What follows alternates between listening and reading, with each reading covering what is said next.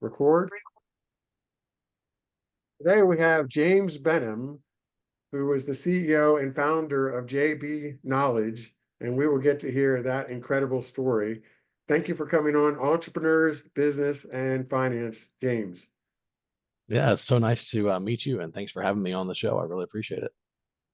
So right now you are the founder and CEO, and I'm looking at your bio here because it's so much it's actually hard to keep track of. But you are the founder and CEO of JB Knowledge, which is a multinational technology and consulting company that you started 20 years ago, or you've been bootstrapping for 20 years. So I interpret that to mean you're not owned by anybody else.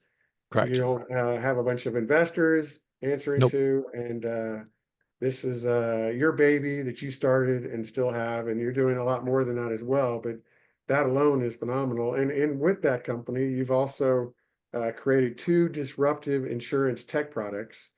And so for the insurance people or people that are interested in insurance, we'll go into that a little bit as well. And you just finished up a board meeting where you're doing some volunteering for the Oh, Texas Southern Southern. University Mhm. as a region of the governing board. Um, Mhm. so you're also a give back kind of guy, Yep. involved in the community, as well as coming on shows like this and doing lots of other and having your own show, the Yeah. Insure Tech Geek podcast. So you have a Yeah. podcast as well. Um, but why don't we start out, because I'll let you do most of the talking. They want to hear from you. Why don't we start out with you're in a dorm room at Texas A&M, and you have this idea. People talk about entrepreneurship. Is there in business school? Is there a precipitating event, or is it sort of a passion or something that you fell into? Were you entrepreneurial as a child? Let's go back way back. Uh, Yeah. I always like going all the way back to the beginning. I was born in Baton Rouge, Louisiana. My dad was a lifelong entrepreneur. He didn't have any role model for that. His father was a very poor farmer in southern Mississippi. My dad went to the Navy when he turned 18 to be able to eat regularly, honestly. And did the Navy for a few years and then went to LSU in Baton Rouge. And then when he got out, he ended up starting a business out of his garage. And then he ended up building and selling four companies. And that's the example that I had growing up. And so he, you know, taught me everything he knew my whole childhood. And then, I went to Texas A&M and was in the Corps of Cadets there and was a accounting major. Did a couple of internships as an auditor with PricewaterhouseCoopers and really did not enjoy, love the firm, nice people, but did not enjoy, traveling 5 days every week, sitting in a cubicle with two other guys, reviewing audit findings. I just didn't see that as my future. I mean, it's somebody's calling, it's just not mine. And so I went back to my dorm room after my first internship and called my dad. I'm like, hey, let's start a business. And my dad refused to employ me. He would never let me work for him. He told me I would never own or work in any of his companies. He said I had to do it on my own. And so he gave me a few $1,000s of seed capital as a loan and investment. So he became my partner. And then I went to one of my high school best friends, Sebastian Costa, who's my right hand man in life at this point. We've been partners now 23 years. And the three of us got JB Knowledge off the ground. Me from my dorm room, Sebastian from his bedroom, and my dad, was our advisor and financial backer. Although the total backing ended up being about $68,000 total. So it really was. That's why we say we're bootstrapped, because we never raised money. Friends and family around usually these days is over $1 million, and the total cash consumed for us was 68K, and we paid that off in the first 2 years. So really, we decided to go and build enterprise grade software for small to medium enterprise, and within by 2004 we found insurance as a sector we wanted to work in, and in 2006 a friend of my father's told us we should focus on construction bidding. And so while we were doing professional services, custom software for insurance, we went and built a construction bidding product that we licensed called SmartBid. And that ended up being a runaway hit. And we sold it in 2018 and kept all the people and pivoted into building insurance products. And so today, 280 people Of those, about 155 work in our professional services group selling time, and the balance work, 100, whatever that is, 125 work in our product division producing Terra, which is a claims policy compliance platform for insurance carriers, TPAs, self-insured groups. And so it's been a really interesting ride. But if you go back to the beginning, I went to a really great middle school and high school that were engineering magnet schools focused on engineering and software development. And I learned so much about computer science and software development from age 11 through 17. And then, went to a wonderful university, had a great experience, met a lot of great people. My first 8 clients were all Aggies. And that's kind of what led to the whole thing. And bootstrapping was the only thing I knew how to do, because it's what my dad did and it's what I did. And that's how we ended up here today with no investors, no debt at all, not a single loan on the books, no investors. And we determine our own destiny every day. Well, and you are a best-selling author. One of your books was Be Your Own VC. And I'll just read it out here. 10 bootstrapping principles to generate cash and keep control. So that's going to be interesting because obviously you've lived that, done that, and now you're passing that on. And your Yeah. father did that too. And of course, a lot of people would love to do that because they may not have the friends and family, or there may be too many obligations, responsibilities, hooks.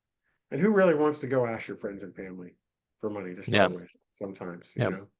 Yeah, and raising money, if you go the raising money route, that becomes your full-time job as a CEO or a near full-time job. I have a lot of friends on that train, and I'm actually a limited partner at a few different VC funds, so I'm on the other side of the transaction. But I'll tell you, it's a tough job because you got to make investors happy, you got to raise a lot of money, and you got to raise the next round, and then round and the next round, and those funds have expiration dates, and you gotta sell it often before you want to. So it's an interesting ride, and I think that it's for some people. It just wasn't for me. And raising friends and family money is pretty nerve-wracking because people put sometimes a significant portion of their money into your business, and then you have all the family fallout that happens if you can't pay it back. And so just learning the core disciplines of bootstrapping, I think, is really important. And I can tell you, I've guest lectured in business colleges for years, and I was an adjunct professor at Texas A&M as well, and I'm on the board of a university now. Business schools don't really teach bootstrapping. They teach all the mechanics of corporations, and then they'll talk about fundraising and pitching and pitch decks, but they don't dive into the principles of how to actually do it yourself. And so I thought it was an important topic to write about. I'll say. Would you like to share? You already shared some, but do you have any more highlights of that you would like to share? Yeah, I mean, Like, there's 10. I mean, number one, cash is king. Talk about that a lot. I mean, a lot of people lose sight of the fact that they've got to manage cash flow all the time and think about cash flow all the time.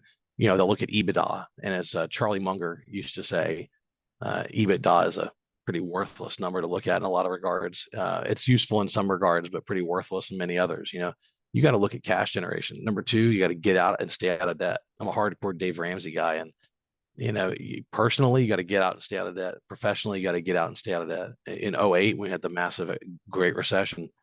The companies that really got nailed were the ones that were in debt. When COVID hit, the ones that really got nailed were the ones in debt because those debt payments come in right now. All those commercial real estate companies that are loaded up with debt on their commercial office buildings are going under one after another, because they can't weather this storm of having to repurpose commercial office space for other uses. And I'm watching another one go down every day, right? And it's because of debt.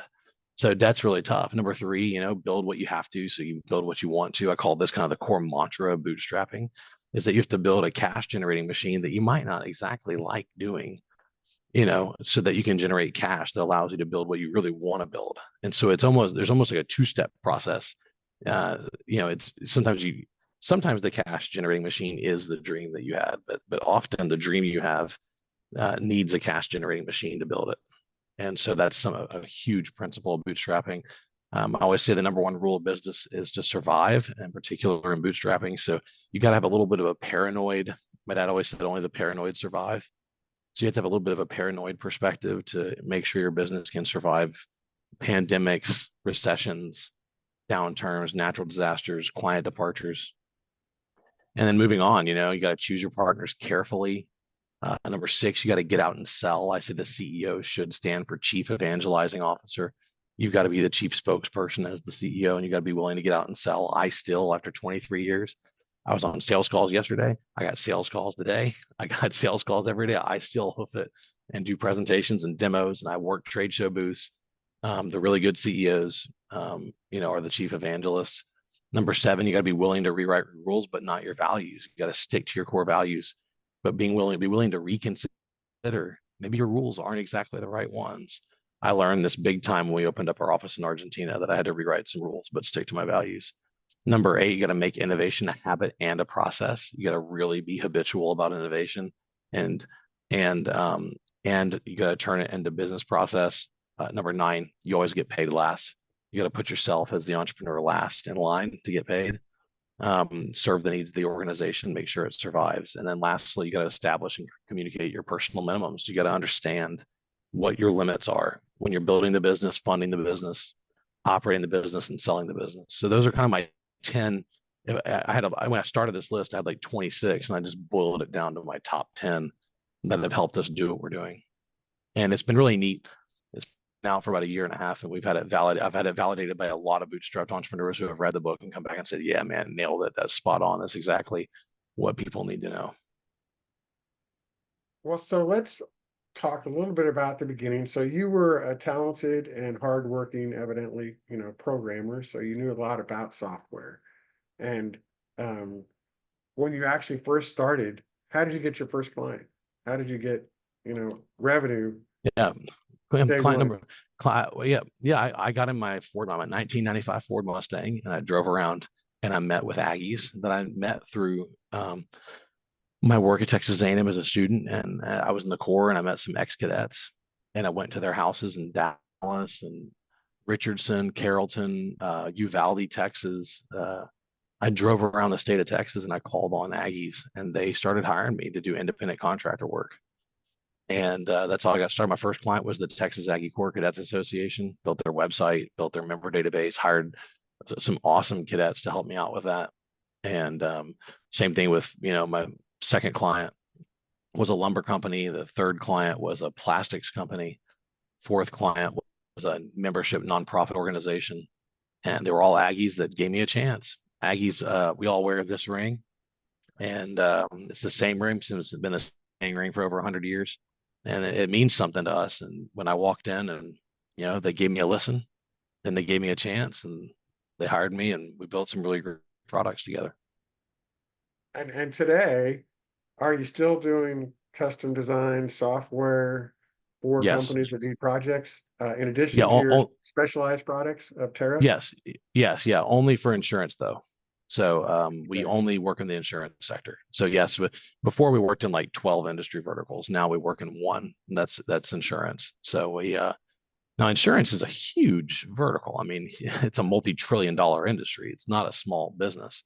But we work for carriers, brokers, third-party administrators, pharmacy benefit managers, anybody up and down the value chain in insurance. And so we build a lot of bespoke custom solutions for them. We do this managed maintenance offering where we go in and take over maintenance on their core applications.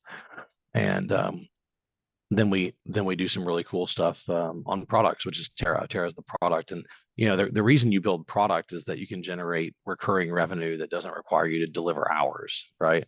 And it's also something that delivers and builds a lot of equity value, as I can testify to when we sold SmartBid.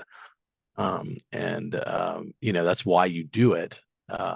Terra is still a small, beginning stages company, and again, all product companies are highly speculative in the early years, and so we're investing heavily. It's been a lot of fun to be back at the beginning, and scrapping and finding our first couple of clients and going live with them and seeing how it goes.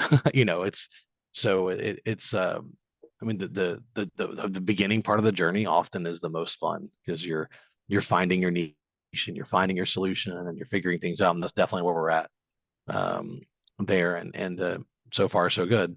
The services business continues to be a source of joy, and it's been a lot of fun for us as well. I've been doing it for 23 years, so I really enjoy it.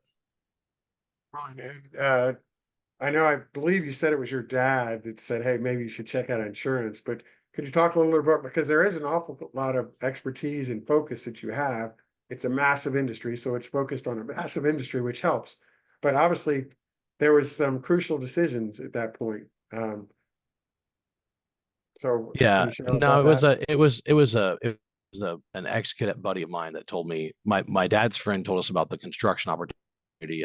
A friend of mine who was in the Corps with me told me about insurance, and then we got our first client there and started building software for them. And that's really when I saw the industry and saw the opportunity. It was just too good to pass up. Um, the insurance needs a lot of been really fun to work on.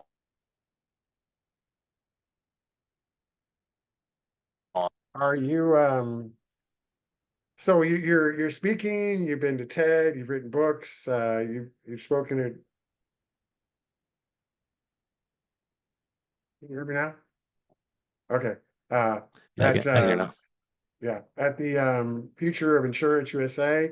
Um Before we get to that though, I was going to talk about what your plans are going forward. Talk a little bit about the VC side, being on the other side, because there is there's a love-hate relationship with entrepreneurs and VCs in my experience. That's for They sure. want the help, they want the money, they want the board. VCs got to make sure there's financial discipline. You're an entrepreneur, so I'm sure you're sympathizing with the entrepreneurs, but yet VCs can really help entrepreneurs too. Yeah, absolutely they can. Yeah, absolutely they can. They can. And It's but there is a very contentious relationship there with many of them, right? It's the VCs want their money and they want their return, and you know, and they can be quite merciless about that. And so it can be difficult. Um, that being, look, again, cash is king, and you got to accept that as an entrepreneur, that if you raise money from someone, you owe it back. That's why I've never believed in companies celebrating when they raise rounds of investment. Um, I think it's really premature. I think you should celebrate when you get your first sale. I think you should celebrate when you get your second and third, and when you become profitable. And those are great things to celebrate, but not raising money because you just you owe someone a lot of money back. you just So took on a it's big responsibility and a big obligation and a big you did, commitment. yeah, Yeah. you did, and so I think that's something that they have to keep in mind. Well, what do you see going forward? Some people would say, okay, you're still a young guy, but you could hang it up. You could say, okay, Uh-huh. I'm retiring. I don't see that based on getting to know you, that's in No, your DNA. So what are you playing for? I mean, it just keeps expanding all the things you're doing, from your show to your book to your speaking to your company sure, to new products. sure, yeah, we really um my business partner Sebastian, who's my chief operating officer, he and I do this together. He's incredible, amazing guy. My leadership team that leads Terra and JB Knowledge is incredible. We've got incredible people that have worked with me for a very long time. Our top leadership team has been with me 20 years plus. Our next level has been with me 15 years plus. And you definitely, when you're an entrepreneur and you build a business, take an obligation, um, your people at some level, and you also get to do exciting things with them. And I've watched so many entrepreneurs really struggle after they sold something. That's when we sold SmartBid. It was important that we keep the people, because I really wanted to build something. Again, I'm 44. I've got a lot of runway left, and I'm a pilot, so I think of terms in runway, right? If you got a lot of runway left, you got to, Yeah. you use it, build some more ground speed, and then take off. I mean, yeah, I've got a lot more runway left in my life. It's really fun. It's enjoyable. My children are almost grown. My oldest is a year from going to college. My next one's in high school now, and so there's a lot to be excited about, and it's also really fun. Sebastian and I like building product. We like delivering professional services. We like having a niche. We enjoy this, and there's only so much golf you can play, right? I mean, that's just I think that building things is what people are called to do. I mean, look at Warren Buffett. He's in his 90s and he's still handling. I was watching his interview from his recent annual conference, and he lost. His right, his Sebastian was Charlie Munger, right? And and again, I'm not comparing us to them, right? They've built one of the largest enterprises in the history of mankind. So I'm not comparing us to them. I'm just saying that they did it for the joy of it. It was fun, and it's great building things, and it's great solving problems, and it's great having a mission in life, something to do. I think that recreation is a poor substitute for a real mission, and a lot of people really struggle with just having a recreational lifestyle. I think it can be pretty empty, and so that's also why I engage in public service, why I serve on the board to Southern, why I was a city councilman before this. These are unpaid volunteer positions. I think it's important that you back along the way. It's a pleasure. I'm made to work, Henry. I'm made to work. That's why I'm here on Earth to work. I have a lot of fun as well, but I'm here to work. I can see that. And my dad always told me, and my brother and sister, find something that you like to do, find something that you love to do, find something you're passionate about for your work, because you're going to spend a large part of your life doing it. And even if you don't need to do it, you want to do it because you want to do it. Um, there's a saying that the founder of Sam Walton, everybody probably knows Sam Walton, but of Walmart, he said, the idle rich business never much interested me. And we're a fortunate society. You get to a certain point and your needs are met, and there's always more money you can spend on. So I think for many people like you, it goes beyond that to the purpose, the mission. And it's inspiring to hear Yeah, you say that. So yeah, it's how do fun. you and your employees? So last thing maybe, or one of the last things, you've got all these people that have been with you for 20 years. That's uh, a manager's dream, if you will. That's success. Everybody's coalesced. How do you do that? How do we keep them there for that long? Yeah, yeah. Well, I can guess from what you're saying, but I want to hear from you. yeah. First Because they off, obviously are talented. They'd have other options, but they want they're to they're stay they're with this they're they're company with they're you. they're they're they're very talented, and they definitely have other options. I think it's really important first that you have an operator for the business that's incredible. That's Sebastian. I'm the externally facing one. I set the goal. I stand on top of the hill and say we're going over there, and then I go help get the clients and land the deals and do the speaking engagements. I'm very externally focused. He's very internally focused. He's very in tune and in touch with the organization. We've got a brilliant chief administrative officer, Mauricio. We've got brilliant division leads in Diego and Armand. We've got a brilliant creative director in Pablo. We've got brilliant account managers who just love their accounts and love their teammates underneath them and are focused on building leaders and building great teams that function well. People don't work for companies, they work for other people. So I think like the most important thing is to remember that all of your people work for other people. And so you do have to actually give a crap about them. Like you got to care. So number one thing, give a crap. Like you care about them and what their goals are and what they want to do, and uh, figure out how to challenge them. Like give them a sense of purpose. Show them what you want to do. Sell them on why they should do it. Don't just tell them why they should do it. There's a lot of those things. Get them excited about the future of the product and the company. Make yourself available. Uh, you know, don't you know? Don't be that person that they can't reach. If they email you or they message you on Teams or they text message you, get back to them. That's there's a lot of people will mess up and look. I've definitely had plenty of my share of failings as a leader at this business. Um, but if you want to build great teams, have them stay with you a long time. It's hard work, and if you don't love them at some level, you're gonna have a hard time doing that. You know, they're not interchangeable.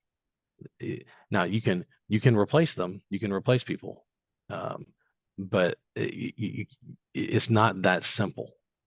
Right? It's never that simple because you have knowledge and experience and desire and passion, and so you gotta make sure that you're recruiting the best team possible. there are people in organizations that do really, really well in high turnover environments. I mean, look at Nick Saban. That guy won national title after national title after national title. He had a complete turnover in his coaching staff every 4 years and a complete turnover in his player staff about every three. And he still kept winning national titles because for him, it was, system first, system first.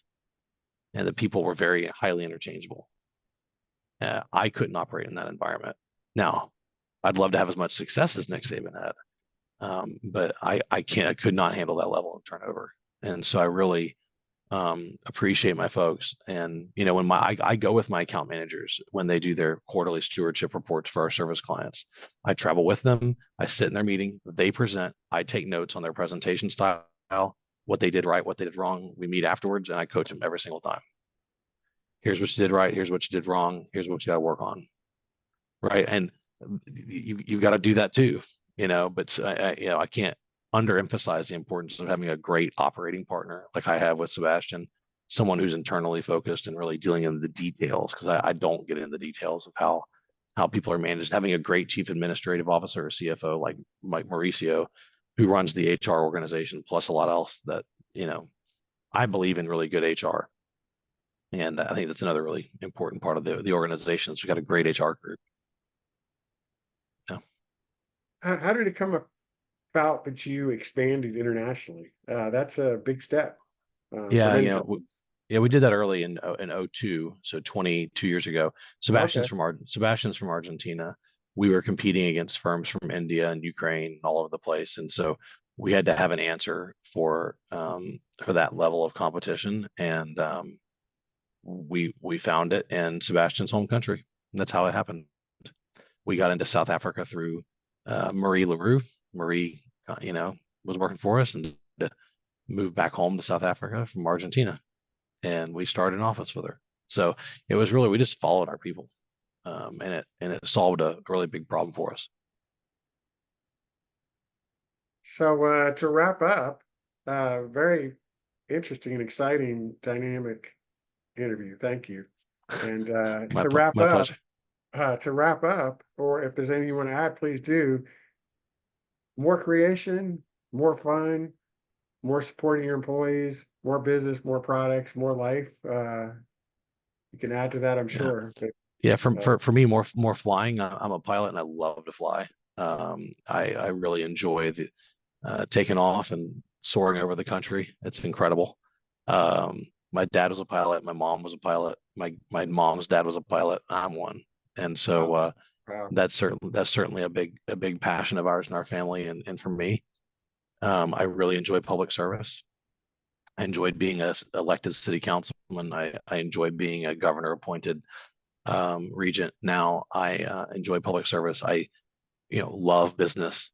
But my my kids are really they're the one I call them every call or text. Sometimes they prefer text. And we do coaching on their career. My 17-year-old wants to be a Broadway star, and so we're doing a lot of coaching around that.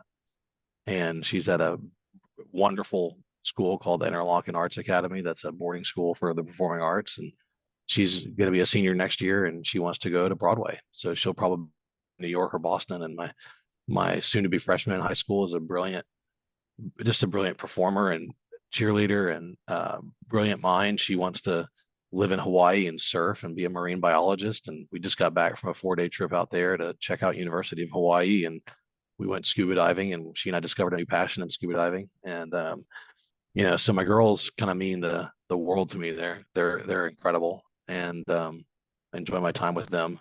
And it's life is good. You even when you got storms in your life and you got things going on, I think you just got to find stuff you enjoy. I'm in a dance troupe. We practice every week. I do 3 to 5 hours a week of ballroom dancing and salsa and tango and bachata. I mean, you gotta find stuff you enjoy doing outside of that 40, 50, 60, 70 hours a week of work. And so I think I always tell my employees, like work hard here, but then find something to geek out on outside of work. So you're not just going home and watching TV. I think watching TV is the waste of all human society. Just sitting down and watching any kind of long format video, or just zoning out on Instagram Reels or TikTok for 3 hours. What a waste of a brain. What a waste of a life. What a waste of your time. Instead of watching people do things, go do things. And for me, that's flying, and it's obviously business, and then my kids, and then flying, and then um, you know I also play piano and guitar and sing on a dance troupe. I love music and the arts. I mean, there's so much to enjoy, and I kind of feel like I've got so little time. I've got 40 years, maybe, if I'm lucky, to try and master a few things and then really enjoy this creation God's created. And it's I don't know, I think that if you have that, then if you got hard days at work, hard days in your personal life, it's a good way to manage the difficulties, is to have some creative things to plow your brain into. And so, trying to answer your question, what's next, what's now, that's it.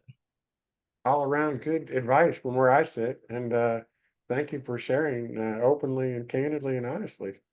Sure, always. Uh, James Benham, JB Knowledge on entrepreneurs, business, and finance.